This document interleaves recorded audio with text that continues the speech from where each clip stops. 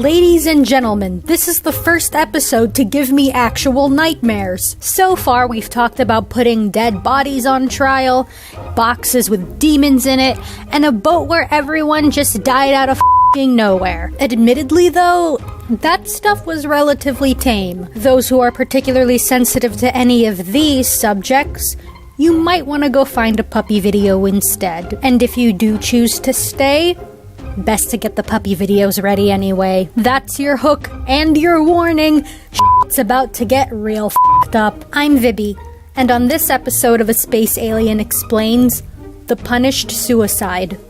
One morning in Padova, Italy, in the year 1863, an 18-year-old girl commits suicide by throwing herself off a bridge into the river below. We don't remember her name or the reason she jumped, but we do know that she worked as a seamstress. Her life may have ended, but it was the beginning of something even more nightmarish. Enter mad scientist and mad artist Lodovico Brunetti. Brunetti was the chair of anatomical pathology at the University of Padova. At the time, he was developing a method of preservation he called tanization. When word got to him about how a girl's death had just occurred nearby, he asked for her body to be brought to him. Because like all mad scientists, he needed subjects to experiment on. He first made a plaster cast of the girl's face and upper torso. He then proceeded to peel her skin off her body, being extra careful not to damage her long golden hair. He then treated the skin with his special tanization formula, which prevented it from decaying, then spread it over the plaster cast. He finished his creation by popping in some glass eyeballs. Think of it as a method of taxidermy, but using a real human instead of some sad, laughable creature who looks like this. But there was a problem with the condition of the girl's skin. It wasn't perfectly smooth and unmarred. In fact, there were several lacerations and cuts on her from the hooks they used to retrieve her body from the river, because clearly the best way to get a dead body out of the water is to just hook it in the face like a f***ing trout. I think I caught a fish! It's huge! Reel it in! I'm trying, but it's so freaking... That's not a fish. Brunetti had an idea to hide these imperfections. He took a couple of branches and just stuck them there, used his tanization method on a couple of snakes, positioned them to look like they were eating her face, and dripped some red wax all over. He called his piece The Punished Suicide, meant to represent the punishment that awaited those in hell for committing the sin of taking their own lives.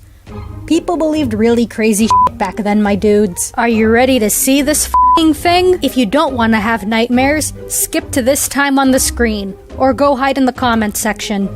Ready? 3, 2, 1. There it is! Ain't it beautiful, Pask? No.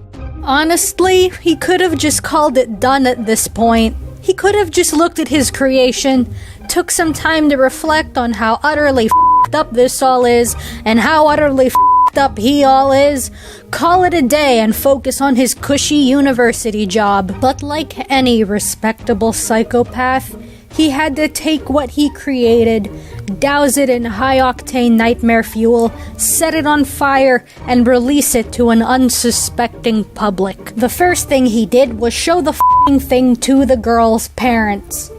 They loved it. Oh, you used my daughter's skin for your little art project? My god, it's marvelous! It looks just like my daughter! I wonder whose skin you used for that! He didn't stop there.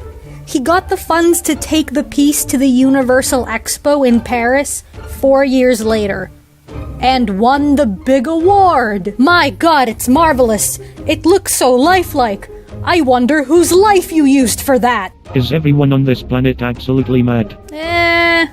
Yeah. The bust still exists, by the way. If you'd like to see this piece of work in person with your own eyes, you can find it at the Museum of Anatomical Pathology in Padova, Italy. I guess that Earth adage is true.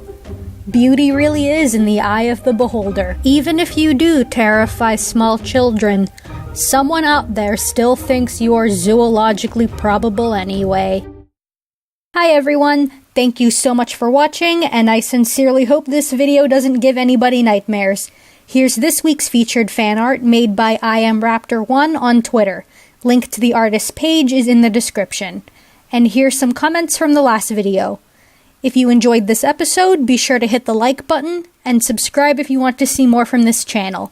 Follow me on any of my social media, so if you do have a nightmare as a result of this video, you can tell me directly. Once again, thank you for watching, and I'll see you next week.